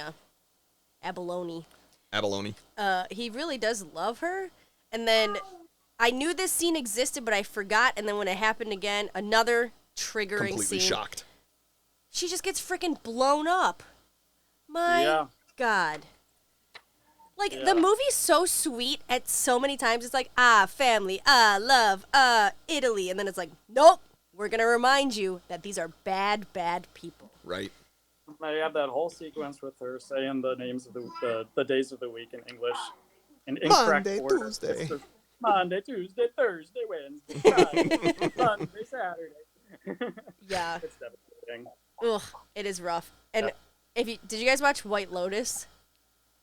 We have not seen that yet. No. Okay, well, in White Lotus, they are in Italy in one of the seasons, and they do go to the house. And I remember the dad saying, that's where the car blew up. And the kids are like, we don't care. Yeah. Whatever. Yeah. But, yeah. I also noted this time there was a beautiful bit of foreshadowing. Just a scene or two before the explosion. Nick seems to be knowing what I'm about to say. Nick, give me what I'm about to say. No, I want to hear it. Go for it. Okay. Well, there's a scene where Kay goes to the house to once again ask Tom Hagen, well, where's Michael? Can I talk to Michael? Can you tell me where I can send a letter to Michael? And Tom is talking to her and kind of staying calm the whole time. He's like, oh, no, I'm sorry. If I were to tell you that I could get a letter to him, then that's me, you know, in a court of law, yada, yada, yada. So they're having this, like, calm conversation. And she even asks, though, about what happened to that car? And he goes, oh, that was just a small accident. But it is clearly a car that had been exploded. Like, it's sitting in, like, a scene or two before. They're telling you, hey, these people blow cars up. And then, like, 2 scenes later is when they're setting it up because he's getting ready to leave and he's going to go relocate because it's dangerous. And that's when you've got his one bodyguard is specifically asking, oh, are you getting ready to leave? You're going to take the car? Is the wife coming with you? And that's the, like, you obviously know that's him telling you, I'm about to go blow you up because he didn't realize the wife was going to be there. So they were trying to blow up Michael? Yes. That's the whole thing. They were not trying to blow up the wife. That's why the guy, like, you see him because she's getting ready to start the car or whatever, and Michael looks scared, and he's shouting after the bodyguard, and he's like, bodyguard, where are you going? Where are you going? And the guy kind of goes like, and, like, runs. And it's because he knows he's fucked. That car's about to blow up. Michael's not in it. I'm a dead man if he sees this, so. Yep. Woof. I know. Yeah. It's a lot. So then he eventually comes back, right? Because there's drugs afoot. Yep. When drugs get involved, everything goes wrong. Bad stuff. And there's a war between the families. And I took a second and I said, Nick, you have to explain to me the politics of what's happening because I don't understand the families. And so I hit pause and explained it to the best that I could. But I'm curious, Gatto, and I'm not saying you as an Italian know any of this specifically, but you've read the book, so you maybe know a little bit more of the politics. I've never read the book. How much do you know about the history of sort of the 5 families and how real any of that is, or how the infighting works versus the sharing of resources, etc.? I don't really know specifics. I mean, it's clear, like in New York, clearly 5 families has been a big thing for a long time. And in the movie too, they're generally regionally based, but there's some overlap. But no, I'm not exactly sure on like whether like specific families match up with specific real Italian mobster families in New York. I'm not sure. But they essentially are like, there's a ranking of families too, right? Because you kept saying he's the big Don. Yeah, so it's like theoretically they each geographically own their own stuff, but then each of them also kind of has ownership over certain facets or divisions of the different criminal enterprises, and some of those are more lucrative than others, and therefore those Dons of those families kind of have more power. Yes, so I noted that the Barzini family used to be the strongest of the 5 families, but now the Corleone is the strongest family, and that plays a little bit into the politics. They were the head honcho, and now they've been replaced by the Corleones. Yeah, because if the Barzinis still exist, their head honcho has been killed by the Corleones in the final scene. Yeah, and the Corleones thought that the other family was getting them, but it was actually the Barzinis. Mm-hmm. The Tattaglias. They originally thought maybe the Tattaglias. Yep. Tattaglias. Yes. You got it. Tattaglia's a pimp. Yeah, that part was confusing to me. It kind of comes out of nowhere if it's your first watch. Yeah. But it goes to show how and why first Don Corleone came to power, stayed in power, which the second movie, by the way, is the simultaneous story of Michael continuing to rise and lose power, like his whole arc, and then the story of the Don, his father, coming to power from a lowly original immigrant and eventually reaching the point where he's the head of the entire Corleone crime family, because he doesn't come to America as the head of a Corleone crime family. But the point I'm bringing that up is because, like, the fact that he's the one in the room and other people, even Michael and others, are like, no, it was Tattaglia. It's Tattaglia. You know, you must be getting old. You must be getting senile. And he's the one who's like, no. Not What? It was Barzini all along. But also in the meeting of the 5 families, it just drives home, like, family comes up throughout this whole movie, but everyone seems to have different definitions of it. It's like, Dani, you pointed out, if you marry in, you're not exactly part of the family. But I did know that Vito's wife is the only one who we don't see in this movie blatantly a victim of violence or infidelity. Yeah. Yeah. And she also cuts off her own children when she thinks they're not towing the family line. Like when Sonny tries to interfere at the dinner later in the scene, because Connie's husband is being a jerk, and Sonny kind of tells him off, and then the mom immediately steps in and is like, no, don't interfere. Like, Connie is no longer part of their family. She's part of her husband's family. Mm-hmm. Don't interfere. So I just thought the definition of family in this movie is interesting. Yeah. Agreed. Yeah. Yeah, I noted that scene, but I hadn't thought of it in the terms of what you just put it. That Connie is no longer part of their family, and that's the reason why you don't interfere into that other family. And that's why she can have multiple children with a horrible, horrible man. Yeah. Yeah. Like, he beats the crap out of her. She's crazy too, but... Yeah. And Sonny is the only one who doesn't seem to agree with that definition. Like, he keeps going and bringing her back into his definition of family. Interesting. Yeah. So, there's a lot of hotel business that I was like, this stuff doesn't matter. It doesn't matter to this movie. You're talking about the Las Vegas hotel? Yeah, they go to Vegas or whatever. I don't know. Weird. Here I wrote, Michael's son is named Anthony. Gatos? So then the Don dies of natural causes. We were talking about how traumatizing that is for the child. Yeah, imagine that kid. Like, maybe, I don't know how much he understood, but I also wrote down, like, out of all the ways to go in this movie, isn't that the way to go? Yeah. Just retired and playing with your grandkids in the yard. True. In, like, a little flower garden. Yeah. What I remember too about that is there was one of those spoof movies just called Mafia back in the like early 2000s or 90s, and they spoof that scene, but they do it in a way where it's played up that the 3-year-old toddler is a hit person who's being paid by one of the rival families, and so like he's intentionally spraying poison to kill his grandfather. Oh yeah, that part was weird. He's like, let me just play with this pesticide. Yeah. Yeah. Things that happened in the 40s, In the 40s and 50s. So then he dies. He Dadan, dies. he dies. Dead man. The flowers at his funeral. So many. I've never seen more flowers at a funeral. That's all I had to say about that. Okay. Yeah.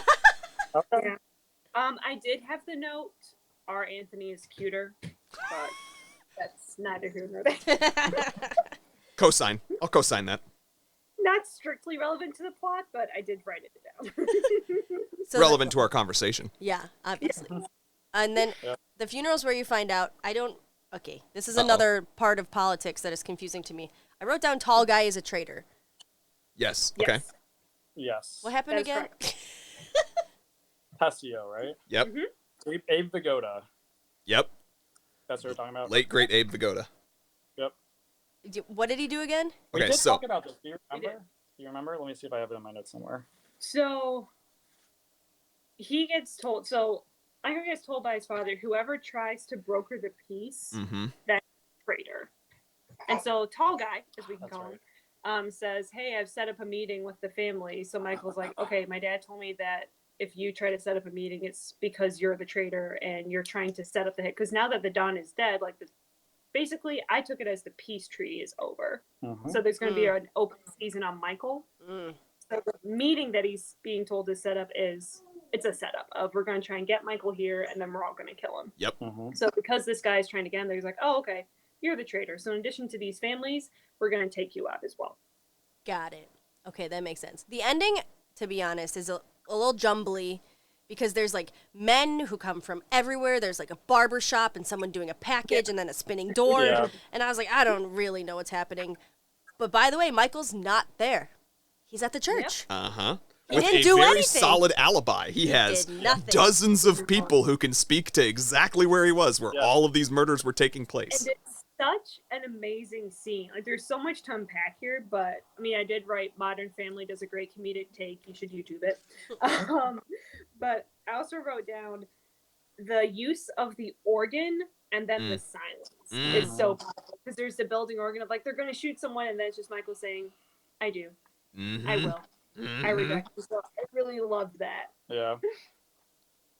Yeah. So ironic. The, So the good. juxtaposition of both It's of them is genius. Yeah. is so perfect. And I'm sure it was just a profound influence on so many later films and TV shows that portray hypocrisy in this way. Mm-hmm. And- Yeah. Do you renounce Satan? I do. As he has many men killed. Yeah. Yeah. Shotgun blast, you know. Yeah. Yeah. Yeah. And this is for listeners who have been listening and listened to our previous Return of the King podcast with another Vinny Italian individual. This is the scene that I referred to in that episode because I think it is reminiscent in The Lord of the Rings when he is eating that tomato very sloppily and he's just sent his son off to death, and you keep juxtaposing back between like the brutality of him just eating a tomato and the brutality of his son dying, and it's that juxtaposition that I think is a notable homage to this movie several decades before. So did Michael kill all the Dons then? Is that what Yes. happens? Like he is bumping off the people who betrayed him, Barzini, Tatalia, and I think the other Dons, but definitely the ones who like would rival him. I've got a list. So Barzini, Tatalia, Strachey, Cuneo, and then the one who's not a Don is Mo Green, is Yeah. also killed in the final scene. Why? He So the was 4 other Dons and Mo Green are killed. Is he the tall guy? no, He's the guy with the glasses Yes. from Vegas.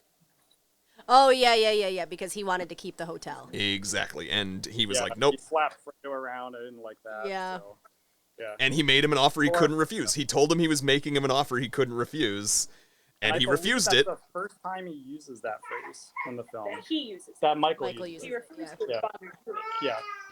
Yeah, yeah, Dang. Yeah, so then I just wrote, Michael is scary. Yeah. Because he just reset Yeah. everything. Mm-hmm.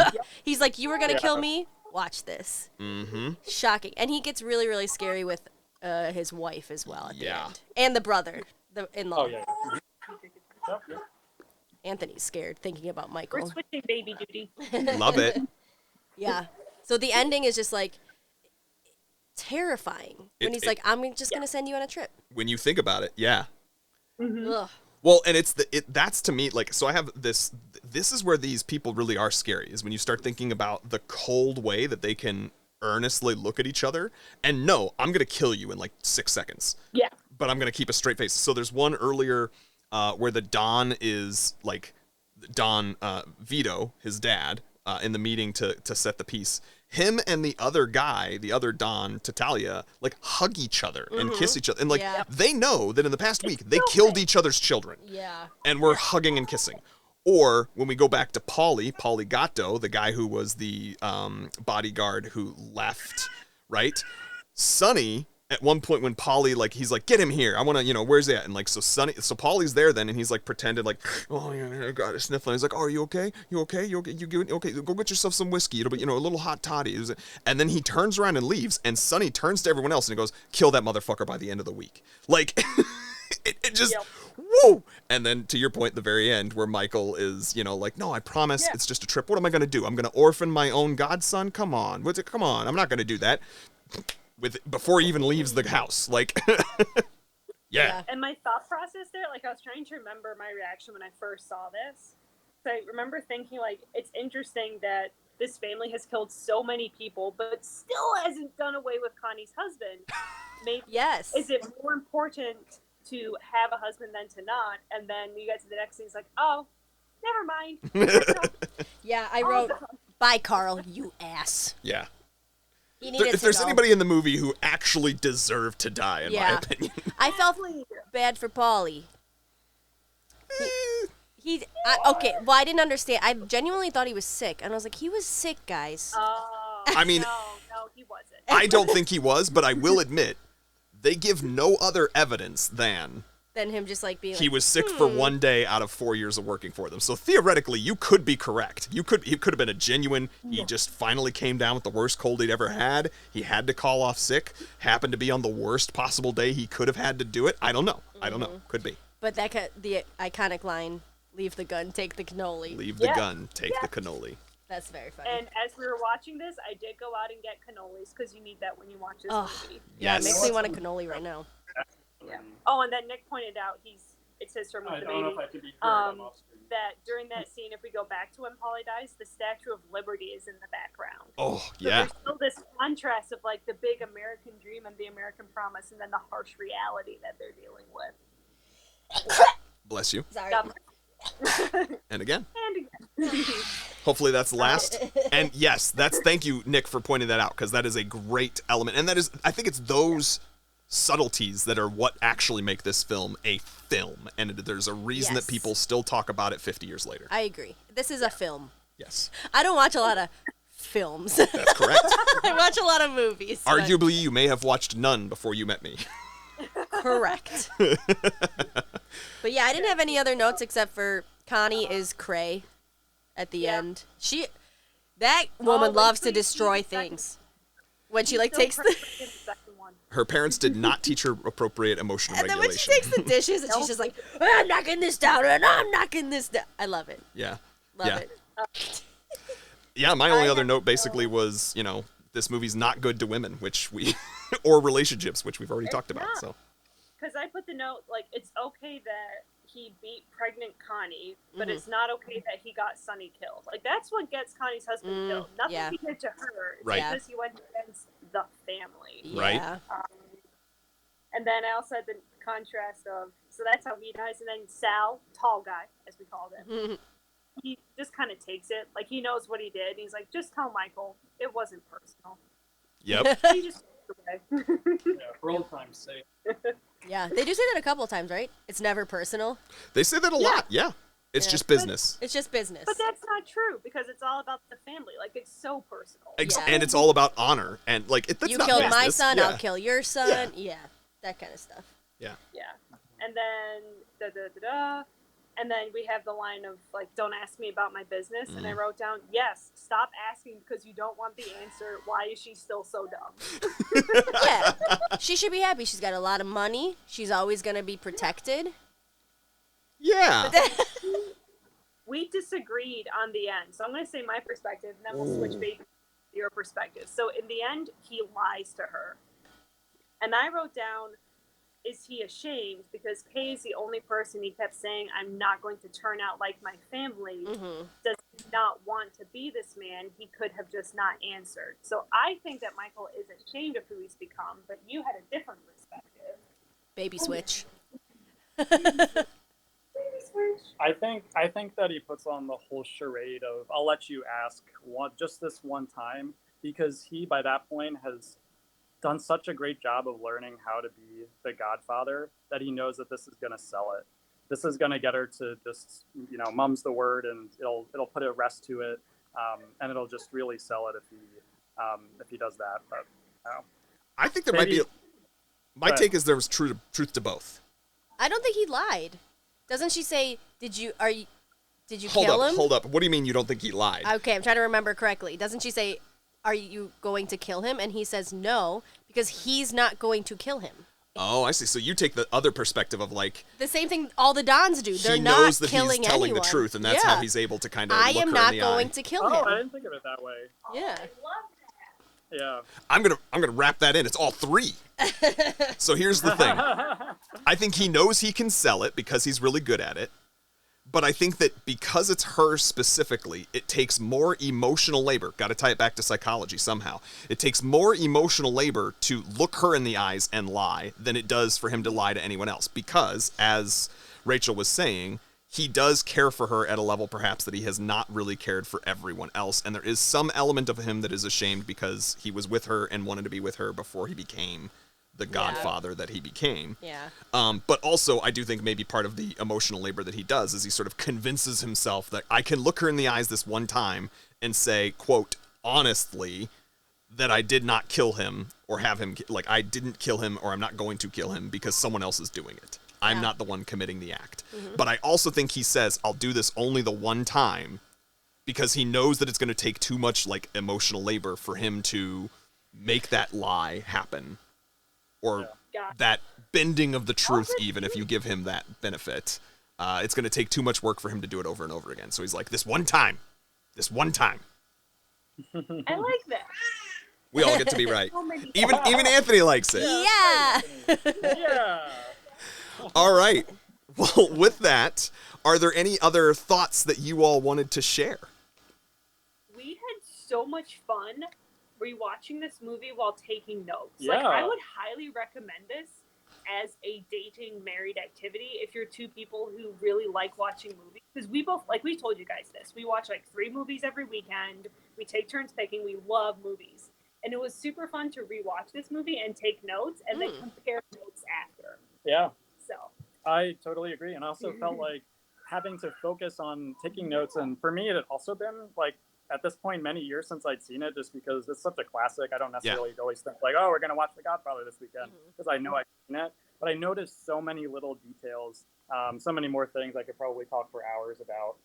And taking notes and talking about it was part of the reason why I think super fun. those things struck in my mind. Good. That's why we have a podcast, I guess. I was just about to say, and I know specifically some of our Love Note writers, some of our listeners have said that that is exactly how they interact with this podcast. Is they take notes too? They watch it with their significant others, they take notes, and then they talk about their notes alongside our notes and what we noticed, and they get to kind of be a part of the conversation. So listeners, movie lovers, if that is something that sounds fun to you, lots and lots of people are suggesting it. Yeah.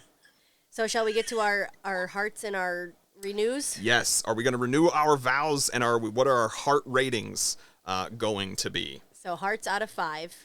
Yeah, so 0 to 5 is supposed to be a more or less objective rating, listeners and gatos, and then would you renew your vows is the sort of more subjective of like, do you ever want to rewatch this movie at some point in the future? I'll go ahead and go first. I'll get it right out of the way.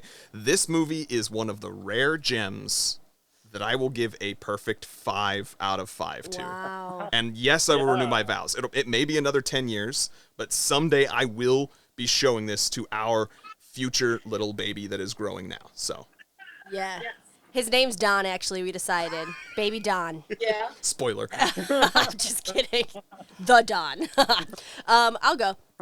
I actually, Nick, You can say no. Rachel, it's okay. hold on to your I'll be- pants. I'm going to give it a 5 out of 5. Beep, beep, beep, beep. I went in being like, thank you so much. I went in being like, no.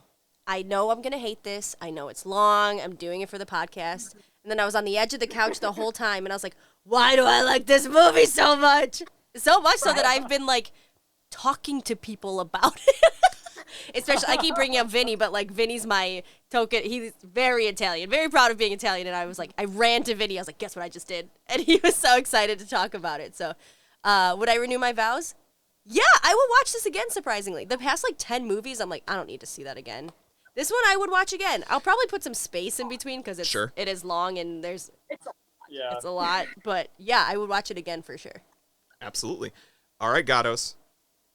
Unsurprisingly, I would give it 5 out of 5. Absolutely watch it again. It's perfect. Yeah, I mean, it is 100% a 5 for me, and would definitely watch it again. It's definitely one of my favorite movies of all time, if not the favorite. So no question. And we'll have to watch it with Anthony. Yeah. And we did chuckle at the beginning when they kept saying, "I hope your first child is a mess." Yeah. May your first child be a masculine child. Oh, Yeah. well, Hey, we're on that train too. That was one of the few moments of kind of slight comic relief. Yes. I always find that line very, very funny. it's so cringy. Yeah. Oh, yeah, just his whole, like, his, He's just like cracking. Luca Brazzi's, He's so yeah. nervous to talk to him. Like, oh, it's so great. And This Kay is- asked about it.